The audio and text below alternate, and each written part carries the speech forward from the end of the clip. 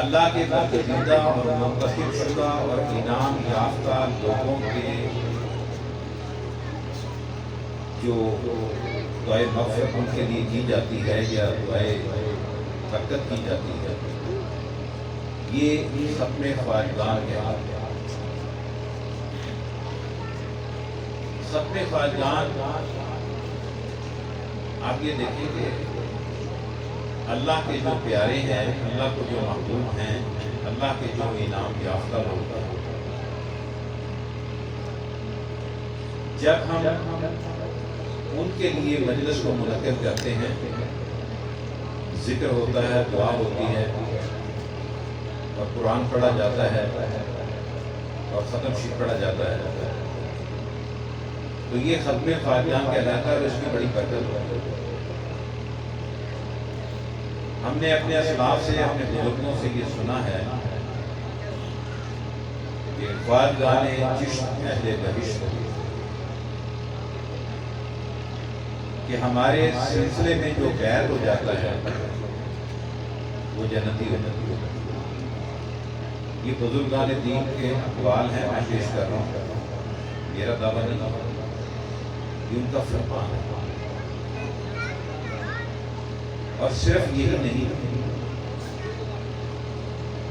بلکہ آپ یہ دیکھیں کہ بابا فرید گنج شکر رحمۃ اللہ علیہ کے مزار پر جو دروازہ لگا ہوا ہے، جسے بہشتی دروازہ کہا جاتا ہے، وہ کیا ہے؟ وہ کوئی عام نہ دروازہ ہے، نہ کسی نمود و نمائش کی جگہ ہے، یہ خواجگان چشت کا فیض ہے۔ علامہ اقبال رحمۃ اللہ علیہ فرماتے ہیں، یا رسول اللہ تیری معراج کہ تو لوح و قلم تک پہنچا، تیری معراج کہ تو لوح و قلم تک پہنچا، میری معراج کہ میں تیرے قدم تک پہنچا۔ تو حضور علیہ السلام کہ اسوہ حسنہ پر پہرا دینے والے اور اپنے آپ کو پابند کر دینے والے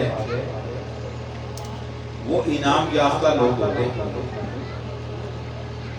اور جیتے ہوئے انعام یافتہ لوگوں کے ساتھ جو اپنی سنگت کو جوڑتا ہے،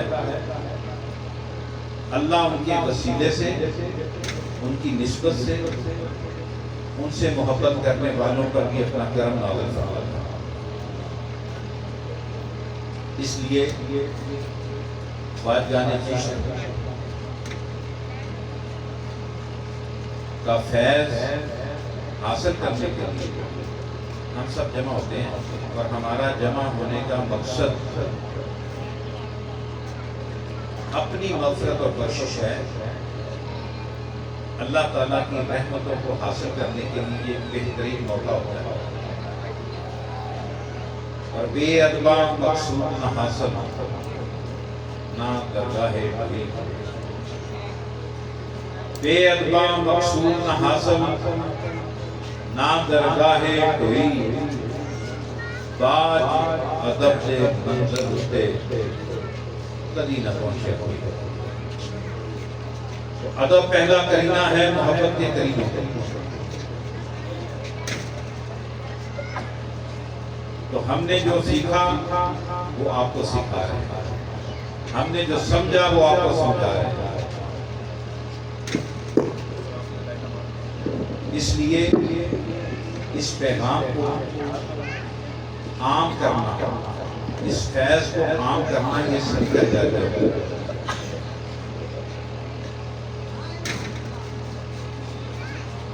دعا ہے کہ اللہ تعالیٰ ہمیں بعادت ہو کر اس فیض کو حاصل کرنے کے اللہ توفیق عطا فرمائے۔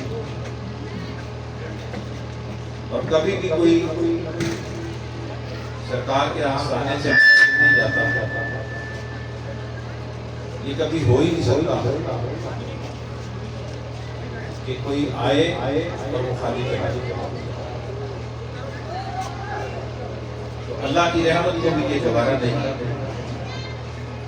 یہ کیسے ہو سکتا ہے کہ محبت سے، کوئی ادب سے، کوئی شوق سے آئے اور پھر وہ محروم رہ جائیں گے، یہ اللہ کی رحمت کو گوارا ہی نہیں۔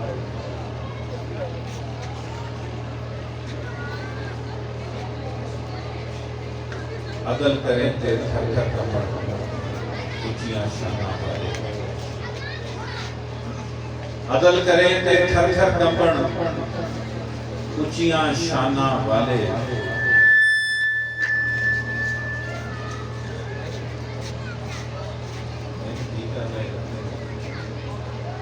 عدل کریں تے تھر تھر کمر، اونچیاں شاناں والے۔ فضل کریں تے بخشے جاؤں، میں گر کے منہ والے۔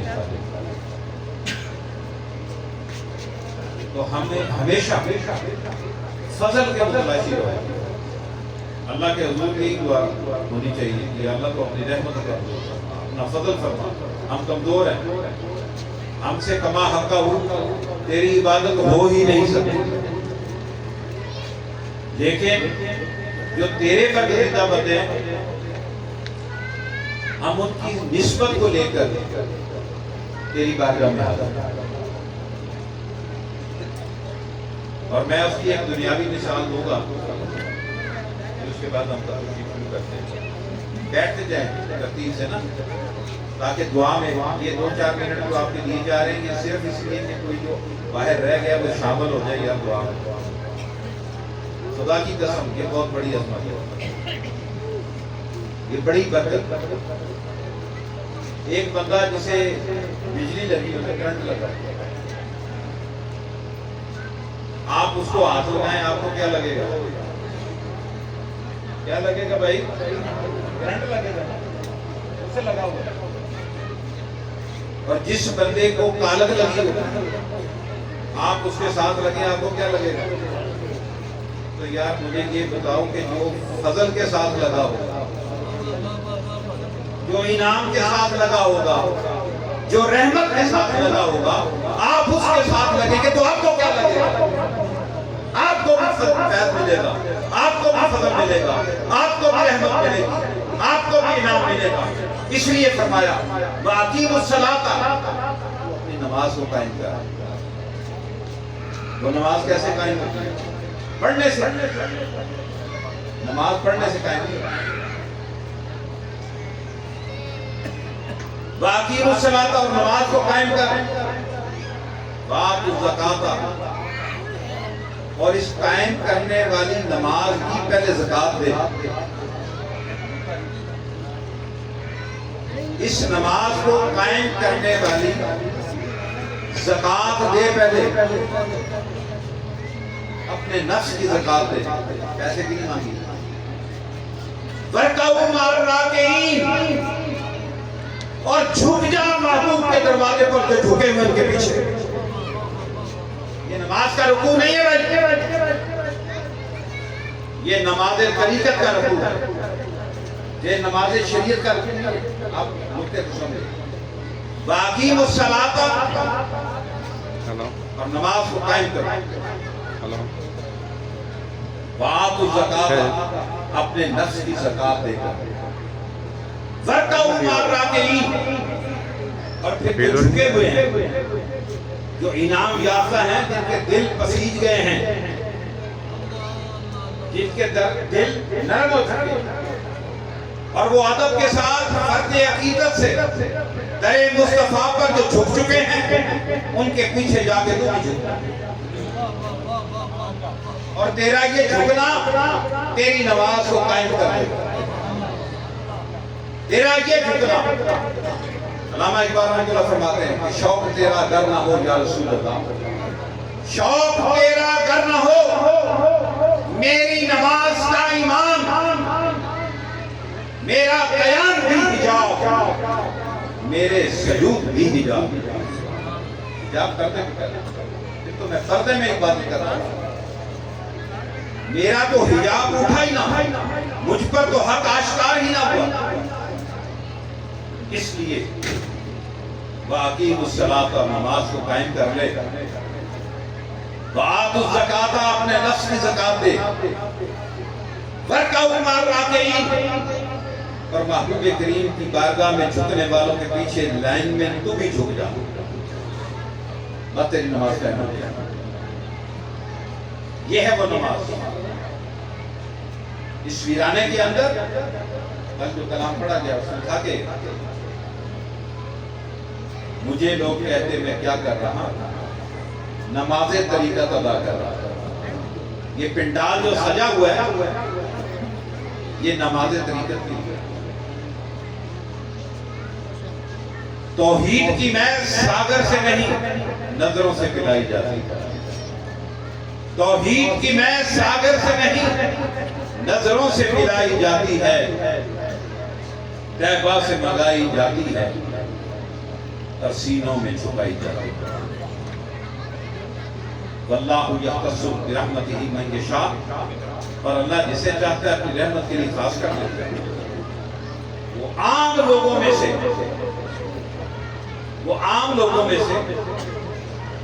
چن کے نبی بنا لیتا ہے، اور اس نبی کی امت میں سے، اس امام الانبیاء کی امت میں سے چن کر لوگوں کو ولی بنا دیتا ہے۔ کہ باب نبوت بند ہو چکا، قیامت تک کوئی نبی نہیں آئے گا۔ اللہ تبارک تعالیٰ نے امت مصطفیٰ صلی اللہ علیہ وسلم کے اندر سلسلہ اولیاء کا اجرا فرمایا۔ ولی آئیں گے، تمہاری اصلاح کریں گے، تمہارا تزکیہ نفس کریں گے، تمہیں تصوف کی طرف لے کے آئیں گے، تمہیں طریقت اور معرفت کا پیغام دے کے سبق پڑھائیں گے، تمہیں آداب سکھائیں گے، تمہیں بارگاہ مصطفیٰ کا ادب سکھائیں گے۔ بھائی یہ سیکھنے سے، اور سیکھنے کے لیے ایک ماحول کا ہونا ضروری ہے، اور ماحول کے لیے ایک جگہ کا ہونا ضروری ہے، اور جگہ کے لیے اس کی پاکیزگی، طہارت اور نفاست ضروری ہے۔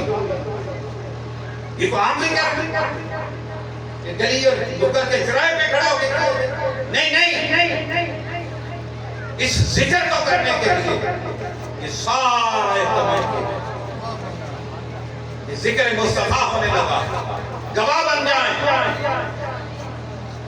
فرشتے بھی گواہ ہو جائیں، انسان بھی گواہ ہو جائیں، مسلم جنات بھی گواہ ہو جائیں کہ آج اس دھرم میں، آج اس جگہ پر ذکر مصطفیٰ ہو رہا ہے، اور یہ بخشش کا وسیلہ،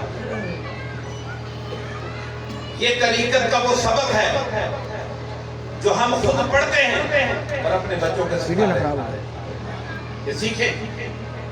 ہمارے جانے کے بعد آپ نے کرنا ہے، اور ہم دعا یہی ہونی چاہیے کہ میری آنے والی نسلیں تیرے عشق میں ہی بچیں، یہ رنگ ہمیشہ قائم رہے۔ جب ہم چھوٹے تھے تو اپنے بڑوں کو ہم نے ذکر کرتے سنا اور دیکھا، جب وہ دنیا سے گئے تو ہماری ڈیوٹی لگی ذکر کرو، ہم ذکر کر رہے ہیں۔ اب ہمارے بعد آنے والی نسلوں نے کرنا ہے کہ ان کو سکھانا ہے، نسل در نسل۔ مجھے ایک بزرگ کی زیارت ہوئی خواب میں، تو انہوں نے مجھ سے پوچھا کہ محبوب کریم صلی اللہ علیہ وسلم کی زیارت کے متعلق آپ کیا کہتے ہیں؟ ان بزرگوں کے لب و لہجے میں، ان کی وضع قضا کے اندر، ان کے انوار و تجلیات کا اتنا روک تھا کہ میرا پورا وجود کام رہا، میرا پورا وجود کام رہا تھا، مجھ سے صحیح طرح بات نہیں ہو پا رہی تھی، خواب کا تو مجھ سے پوچھا کہ امام الانبیاء صلی اللہ علیہ وسلم کی زیارت کے متعلق آپ کیا کہتے ہیں؟ تو میں نے بڑا ڈرتے ہوئے اور کانپتے ہوئے میں نے عرض کی کہ امام الانبیاء صلی اللہ علیہ وسلم کی زیارت کائنات کی سب سے سعادت ہے۔ انہوں نے کہا نہیں صرف یہ نہیں، ادھوری بات کرتا، یہ نہیں، جسے امام الانبیاء کی زیارت نصیب ہو گئی اس بندے کی 70 نسلوں تک اس زیارت کا خیر اس بندے کی آنے والی 70 نسلوں تک اس زیارت کا فیض پہنچے گا۔ یہ کو معمولی کہہ رہے یہ اتنا بڑا فیض ہے، یہ خدا کی قسم ہے، یہ تو بڑے نصیب کی بات ہے۔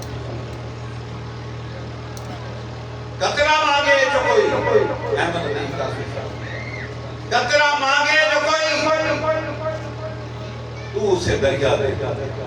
یہ میرے حضور کی سخاوت کا عالم تھا۔ قطرہ مانگے جو کوئی تو سے دریا دے دے۔ میں اس اعزاز کے قطرہ مانگے جو کوئی تو سے دریا دے دے۔ مجھ کو کچھ اور نہ دے اپنی تمنا دے دے۔ مجھ کو کچھ اور نہ دے اپنی تمنا دے دے۔ اور یا رسول اللہ میں اس اعزاز کے قابل تو نہیں ہوں لیکن میں اس اعزاز کے قابل تو نہیں ہوں لیکن مجھ کو ہمسائی کی یہ گنبد خضرا دے دے۔ میں اس اعزاز کے قابل تو نہیں ہوں لیکن مجھ کو ہمسائی کی یہ گنبد خضرا دے دے۔ آج اس نبی محترم، آج سید الانبیاء، امام الانبیاء، محبوب کبریاء کی مجلس میں آگے بیٹھے ہیں، جن کا امتی بننے کے لیے نبیوں نے رو رو کر دعائیں مانگی کہ پروردگار نبوت کسی اور کو دے دے، مجھے تو اپنے محبوب کو امتی بنا۔